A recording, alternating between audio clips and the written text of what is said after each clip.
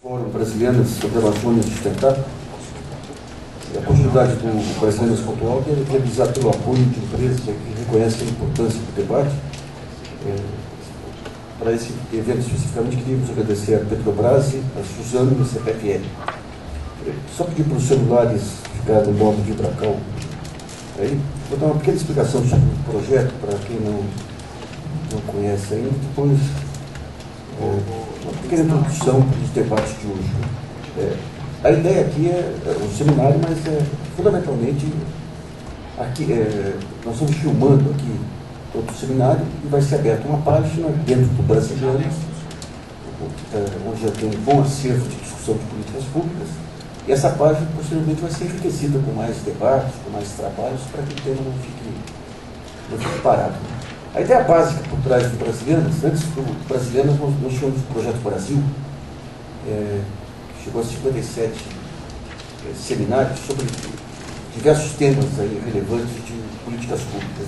E a ideia por trás disso é o seguinte: você tem o Brasil desde os anos 80, ele começa a criar uma cultura nova, de novos grupos de pensamento, ainda tímidos nos anos 80, saindo da casca, entrando na democracia, mas ainda sem sociedade civil. Nos anos 90 começa a ganhar musculatura, nos anos 2000 ganha bastante musculatura. Nós temos grupos hoje de conhecimento em várias áreas com a estrutura de um país desenvolvido, meio ambiente, inovação, gestão, políticas sociais. Só que é uma enorme dificuldade, eu acho que é um pouco que explica, desde tempos imemoriais, esse ritmo lento do Brasil de assimilar, não de assimilar, mas de colocar em prática novas ideias. Você não tem canais formais de outros países para disseminação de conceitos de informação. Desde que você olha lá atrás, lá no início da República, você tinha um jogo de poder, você tem o papel de alguns grupos políticos, em geral, reunidos em torno da chamada mídia tradicional, desde a República. Os partidos nunca foram aqui muito orgânicos. E quando entra a redemocratização aqui nos anos 80, você devolve o poder aos civis e não tem sociedade civil. Caso danado aí, você tinha um vácuo que foi preenchido pela mídia de São Paulo e Rio, definindo aí o que era a sociedade civil. Eu já estava lembrando aqui uma vez na Folha que nós houve uma proposta de fotografar a sociedade civil. A sociedade civil era tão ampla que cabia na parte de cima da Folha lá, porque eram algumas senhoras aí do movimento da marcha, alguns acadêmicos progressistas, mas não havia sociedade civil efetivamente. E de lá para cá, esses grupos de conhecimento, eles tiveram muito pouco espaço naquele que é o grande fórum, foi até agora, o grande fórum de definição de políticas públicas, que é a chamada grande mídia. Então, muita gente fala que os movimentos sociais são criminalizados, são efetivamente, mas, digamos, o sem mídia pega um espectro muito maior. O agronegócio é sem mídia, a Amazônia é sem mídia, não sei, a discussão em torno de estereótipos, porque faltava ao país até agora aquelas instituições básicas para a disseminação de conceitos. A universidade, em geral, muito encastelada em grupos específicos, pouco vocalizando para fora, partidos políticos orgânicos nós não temos. Agora que você começa a tentar fixar um partido mais centro-esquerda, outro mais centro-direita, mas ainda sem uma estrutura programática, né? Você tem hoje o partido do governo que assimilou as teses de centro-esquerda do antigo partido de oposição, e o partido de oposição que vai a reboque da mídia para denúncia só. A gente não conseguiu ainda definir claramente um quadro programático para ambos os partidos. Mas a parte mais interessante é que, fora do aspecto partidário, e o terceiro ponto aqui de carência é a falta de mídia de opinião. Se você pegar em todo lugar, em toda economia desenvolvida, você tem o jornalismo de opinião, que é o chamado quarto poder, que é aquele que discute os temas federais, discute o governo federal. Você tem o jornalismo sensacionalista, que é aquele que busca o folhetim, né, que busca o escândalo. E você tem um jornalismo regional. No jornalismo regional você pode ter um pouco de jornalismo de opinião, um pouco de... E a estrutura de disseminação de opinião sempre se deu através desse jornalismo de opinião, que à medida que saem as reportagens e análises aqui, se dissemina para a imprensa regional, para o sistema de rádio e televisão e parte no leitor de todo o país. Esse tipo de jornalismo, desde os anos 90, no caso brasileiro, ele resolveu fazer uma miscelânea. Ele resolveu manter o poder do jornalismo de opinião, mas resolveu, ao mesmo tempo, ter audiência ou tiragem a qualquer custo. Então entra nos anos 90, a partir da campanha do impeachment, com uma escalada de sensacionalismo, que descaracteriza totalmente essa faceta de jornalismo de opinião. Descaracteriza em que sentido? O jornal pode ter opiniões, deve ter opiniões, mas tem alguns princípios que são intocáveis no jornalismo de opinião. Primeiro, o conceito de relevância. Tem que tratar de temas relevantes. No Brasil não se trata. O segundo conceito, tem que falar a verdade. Então você pode até, em cima da mesma verdade, você pode ter interpretações diferentes, opiniões diferentes, críticas, o que para uma é virtude, para outra é defeito, mas não pode faltar com a verdade. E aqui nós entramos de cabeça num tipo de jornalismo que, quando você pega os Estados Unidos e Inglaterra, ele foi assim marcado não pela mídia tradicional, embora em alguns episódios aí, como Razão Bilhar, isso tenha ocorrido, mas por esse novo velho modelo de jornalismo, que é você utilizar a informação como uma arma comercial, né? Uma arma política. Então, você tem uma grande competição hoje dos grupos de telecomunicações, dos grandes grupos de mídia. Então, a maneira que você tem de fortalecer o seu modelo é você aproveitar você atacar de duas frentes. De um lado, pelos grandes grupos de telecomunicações que começam a entrar nessa área, essa mistura de mídia e entretenimento, que a OVO é um caso típico, e na outra ponta, por blogs e por sites de todos os lados, que pela primeira vez estão trabalhando na mesma plataforma tecnológica. Antes, se você fosse enfrentar, digamos, um jornal, você tinha que ter um mimeógrafo. Né?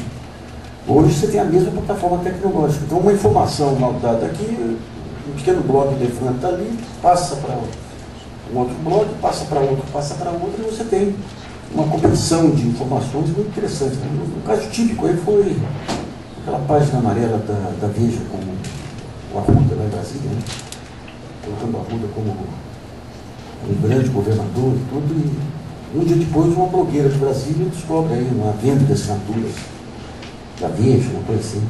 Então é um jogo muito mais complexo, e nesse jogo complexo, essas mudanças tecnológicas, essas mudanças no padrão de mídia, que estão mudando o mundo inteiro. Então, você tem a primavera do Oriente Médio, depois vem a primavera da Inglaterra, depois vem a primavera do Chile, daqui a pouco vem a primavera dos Estados Unidos, a primavera brasileira.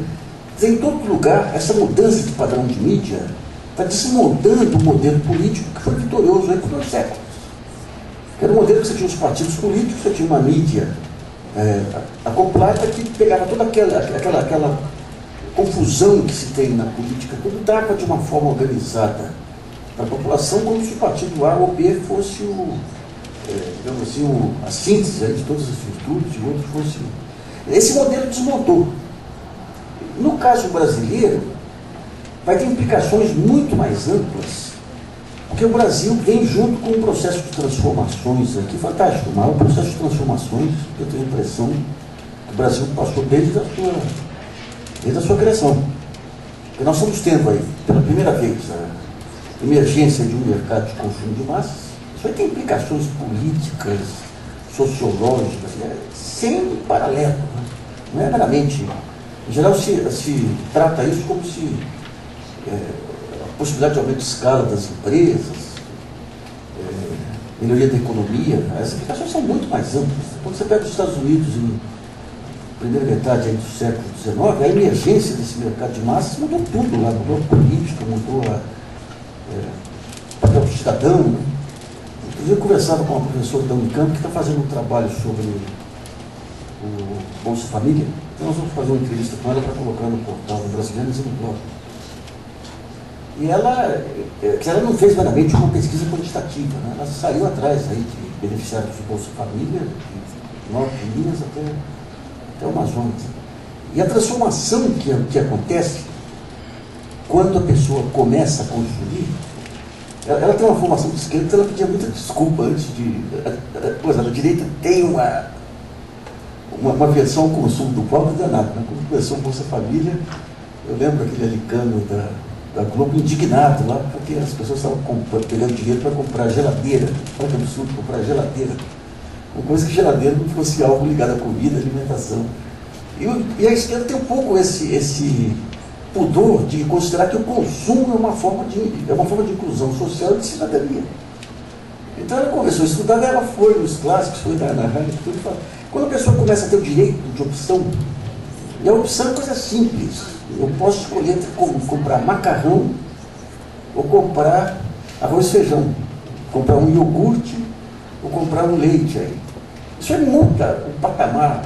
Os físicos são muito bons aí em fazer essas análises, porque a física não considera que os fatos ocorrem progressivamente. Ela considera que quando você tem algum evento no meio lá, muda a dinâmica. Muda a dinâmica. Então, no caso da sociedade brasileira, essa emergência, no caso da americana também foi típica, né? Essa emergência da sociedade de massa está mudando a dinâmica política. Eu não sei quem vai ser beneficiado lá para frente, e essa é a parte mais rica da história. Você tem o pessoal de classe D que vem para a classe C, o pessoal de classe C que vai para a classe B. A classe A e B aumentou também por conta de ascensão do pessoal de classe C. Isso cria uma nova dinâmica.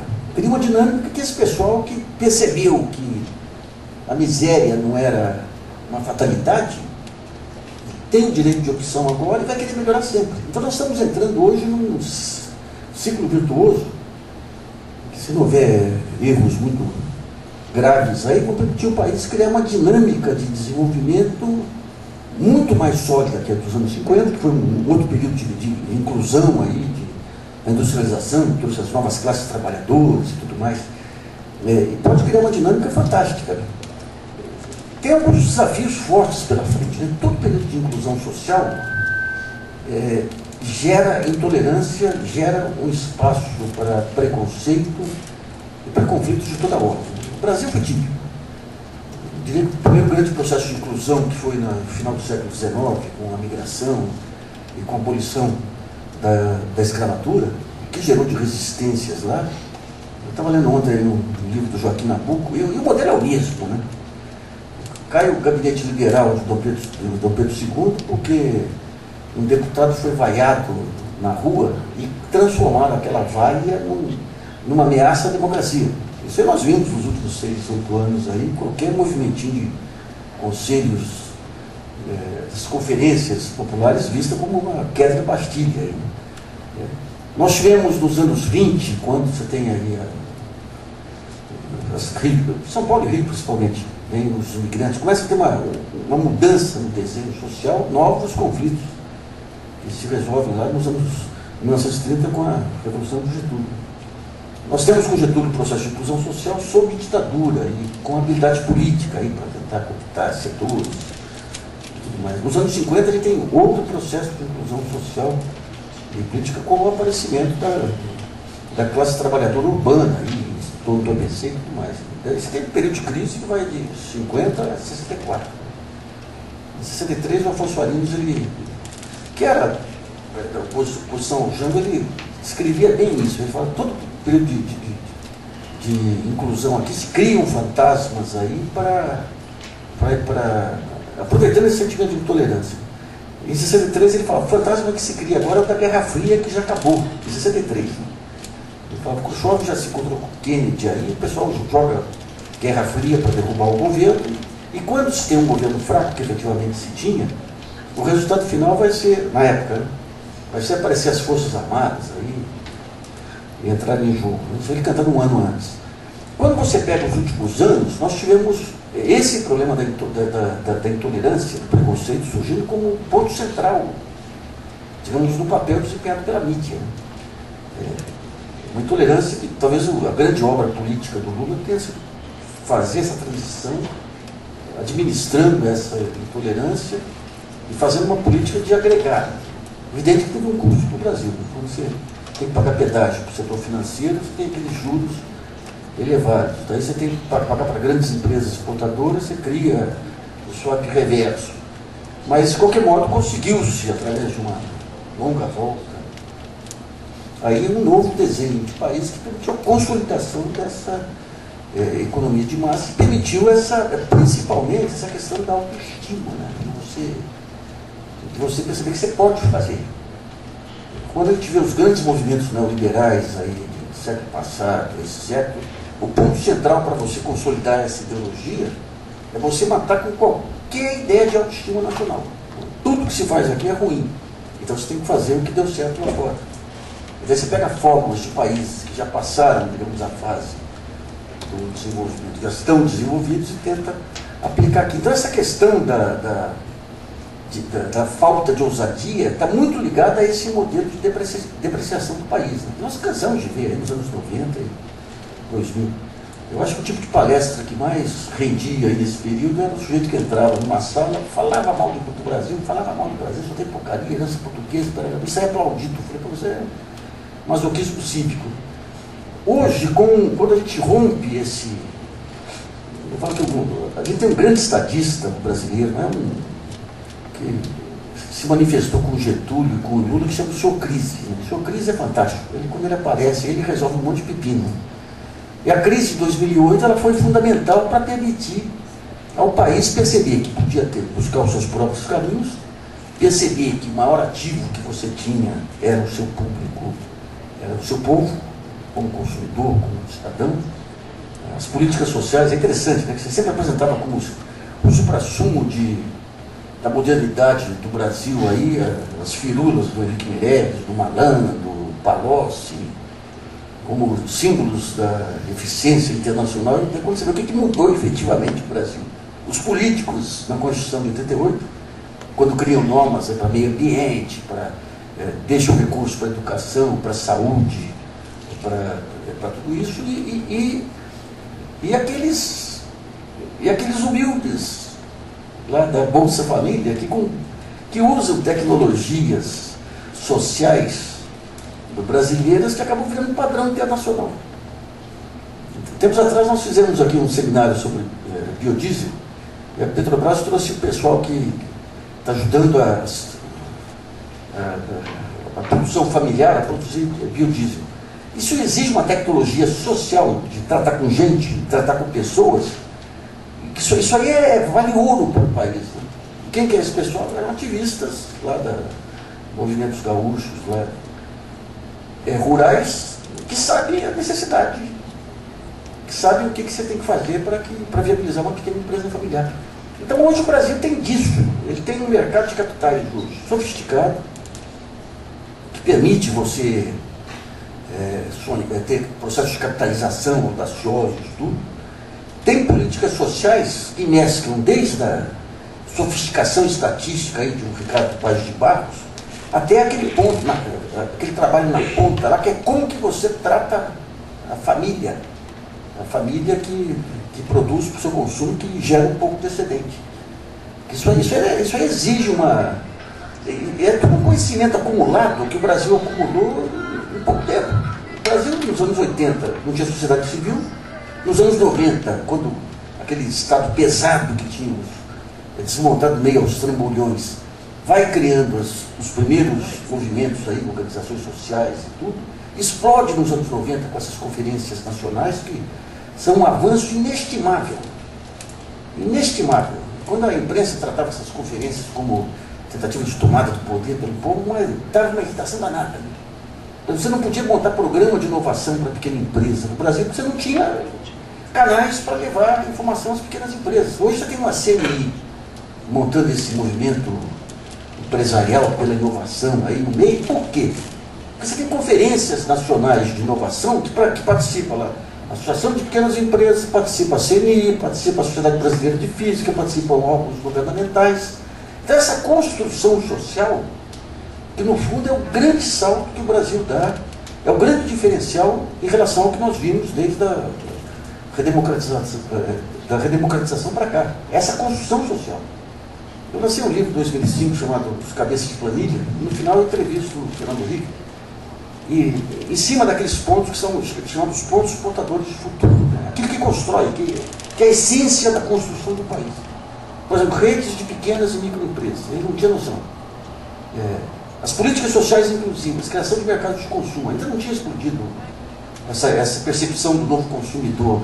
Não tinha noção. Eu falei para o presidente, qual é o modelo de país? O modelo de país é criar grandes empresas, e a base aí era, tinha um fundo político nisso, que era trazer essa geração aí de gestores de recursos aí dos anos 80, passar para eles aí grandes possibilidades de crescimento, afastar, digamos, o empresariado antigo de Fiesp, a BDIP, que era visto como anacrônico, e esse pessoal, à medida em que criasse as grandes empresas, modernizariam as empresas e levariam o Brasil atrás. Não tinha gente, um sociólogo, não tinha gente, né? Era tudo, algumas operações, você entregar para alguns príncipes renascentistas aí, internacionalistas, o país iria atrás, né?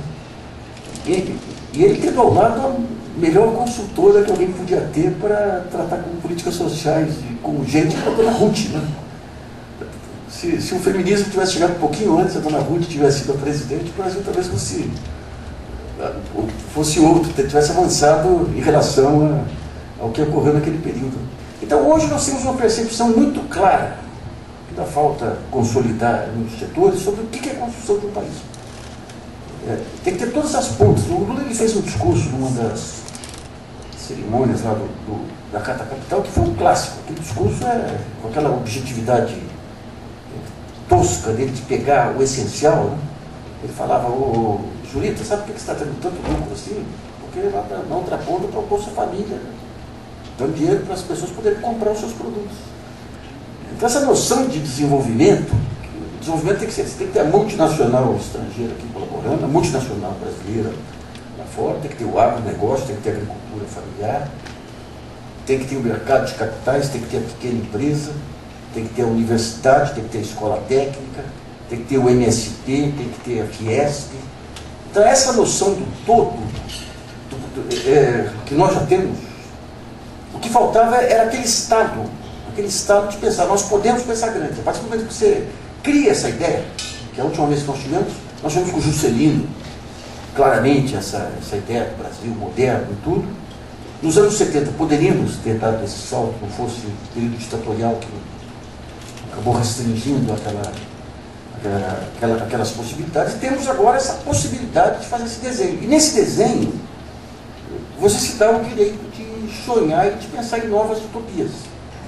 E nós temos duas grandes utopias para se pensar de construção de novos modelos de país com esse desenho que vem pela frente.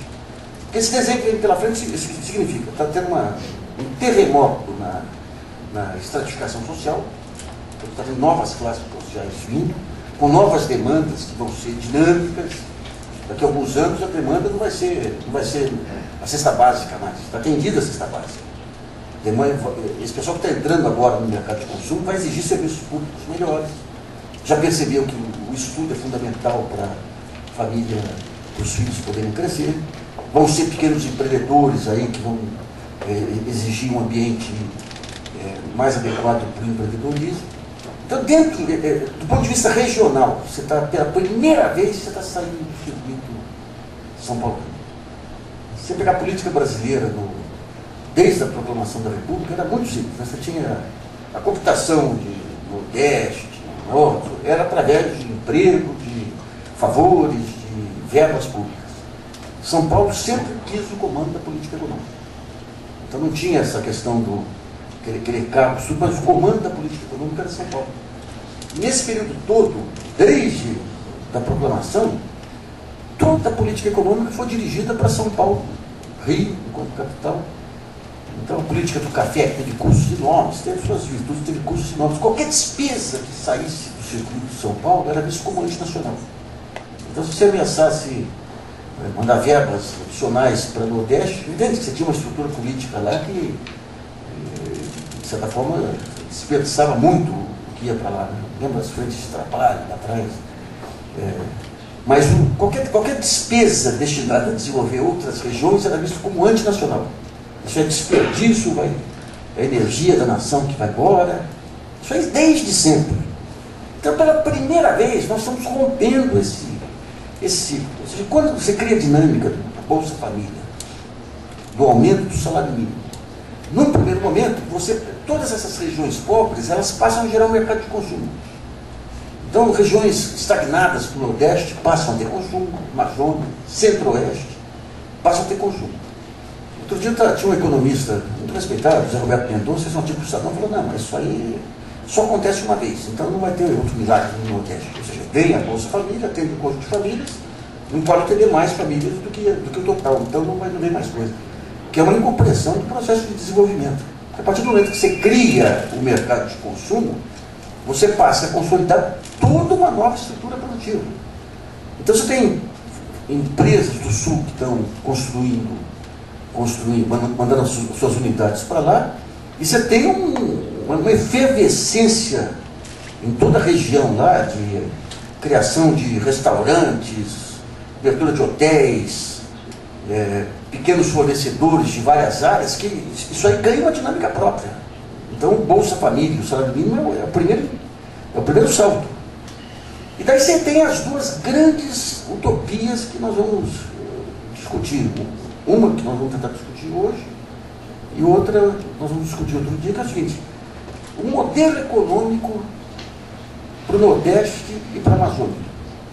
Nós tivemos aqui um modelo econômico no Centro-Sul que sempre foi fundado na grande empresa, embora se tivesse uma estrutura associada de pequenas empresas na cadeia produtiva, mas sempre foi um modelo centralizador. São Paulo como grande estado produtor, outros estados como consumidores, e grandes empresas aqui que trouxeram a peteca até agora, que também tem a sua utilidade e o seu papel.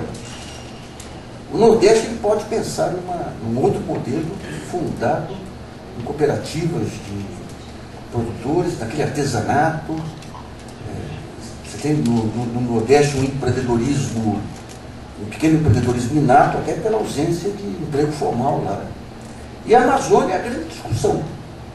O que é a Amazônia? O que vem pela Amazônia? Você pega alguns professores aí fantásticos, eles acham que você pode criar uma economia baseada exclusivamente no extrativismo. Mas você tem também a questão das hidrelétricas, que são elementos essenciais para o Brasil como um todo. Você tem essa discussão sobre o agronegócio e a Amazônia. Até que ponto que aquilo que já foi devastado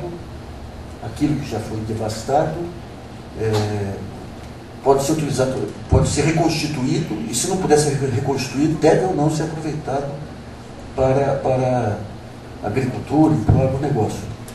É uma discussão que aí exige essa visão de país, que você chegar à síntese. Eu estava falando da intolerância lá atrás. Essa intolerância muitas vezes é limitada, é falsamente alimentada por veículos de comunicação. Quando nós vemos no campo real aí da definição de políticas hoje, você tem consensos sendo formados por toda a parte. Você tem a bancada da saúde aí, que é muito mais consistente do que qualquer partido político. Aliás, a base de todo esse modelo nosso é o SUS aí, que é um ganho fantástico. Nós temos a bancada da educação hoje aí, que está caminhando para consensos cada vez mais fortes. A gente montou um programa aí sobre educação, e trouxemos desde ONGs ligadas aí a empresas, ONGs ligadas a professores, presidente da associação aí das secretárias de educação municipais. Então, quando você começa a discutir, o ponto, você já tem consenso sobre o que tem que fazer para a educação. Primeiro ponto, o professor tem que ser bem remunerado para atrair os melhores quadros. Segundo ponto, tem que ter as melhores condições de trabalho. Terceiro ponto, tendo essas duas condições, tem que ser avaliado e cobrado. Então você vê, durante anos aqui, quando você vê esse padrão horroroso de Veja e tudo mais, a discussão era o seguinte: pessoal que não quer avaliação, que só quer corporativismo, e pessoal moderno que quer avaliação. Ou na outra ponta sindical, como se a avaliação fosse uma política neoliberal e a não avaliação trouxesse as virtudes humanas à tona. Então, quando você começa a ter uma discussão mais clara, uma discussão buscando o objetivo final, com objetivos finais claros, você chega a consenso. E a grande discussão nossa é essa, né? Nós temos condições de deixar a Amazônia isolada do mundo. O fato de você não ter... mas, por outro lado, na hora de explorar a Amazônia, não tem que ter limites. Então é uma discussão que está começando agora, está radicalizada em alguns setores, mas nós pretendemos que com esse debate nosso aí, a gente possa trazer meios termos aí que permitam essa discussão. Todo esse material vai para uma página do Brasilianas ali, sobre a Amazônia Sustentável, que vai ser permanentemente alimentada aí pelos comentaristas do blog e tudo mais. Só para encerrar o seguinte, quando a gente vê hoje um consenso nos grandes veículos de mídia internacionais, os sérios, o Economist, o El País, eles estão chegando a conclusões que nós já estamos aqui há anos batalhando também, que é o seguinte, o fim da intermediação da notícia pela mídia. Ou seja, se antes eu precisava pegar um jornal para ler o que fulano falou sobre a Amazônia, e provavelmente parte do que ele falou não foi bem retratado, porque é impossível um jornal ter especialistas em cada área, além digamos aí, dos interesses editoriais de cada parte. O que vai acontecer cada vez mais é cada setor ser o gerador da sua própria notícia. Vai ter um bom jornalista lá que vai saber o que está sendo produzido naquele. Isso vale para as instituições acadêmicas, vale para as associações. Então isso aí muda totalmente o jogo político.